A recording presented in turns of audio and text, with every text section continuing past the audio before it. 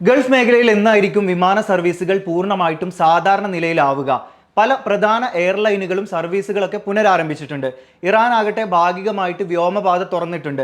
വരുന്ന മെയ് മാസം വിവിധ രാജ്യങ്ങൾ എയർ സ്പേസ് പൂർണ്ണമായിട്ടും തുറക്കാനുള്ള തയ്യാറെടുപ്പിലാണ് എന്നാണ് അറിയാൻ കഴിയുന്നത്. അതുകൊണ്ട് തന്നെ മെയ് മാസം അവസാനത്തോടുകൂടി വിമാന സർവീസുകൾ സാധാരണ നിലയിലേക്ക് എത്തുമെന്നാണ് വിലയിരുത്തപ്പെടുന്നത്. ഇന്ത്യൻ എയർലൈനുകളുടെ കാര്യവും ഈ ഒരു സമയത്ത് തന്നെ സജ്ജമാകുമെന്നാണ് പ്രതീക്ഷിക്കുന്നത്. സമാധാന ചർച്ചകളുടെ സാധ്യതകൾ ഇപ്പോഴും നിലനിൽക്കുന്നത് കൊണ്ടും മറ്റും ഗൾഫ് മേഖല ഇനിയൊരു സംഘർഷാവസ്ഥയിലേക്ക് നീങ്ങില്ലെന്നാണ് സൂചനകൾ. മാത്രമല്ല, വിശുദ്ധ ഹജ്ജ് ഉൾപ്പെടെയുള്ള കർമ്മങ്ങളിലേക്ക് പോകുന്ന സാഹചര്യത്തിൽ ഇത്തരം കാര്യങ്ങൾ ഇനി രൂപപ്പെടാനുള്ള സാധ്യതയും കുറവാണ്.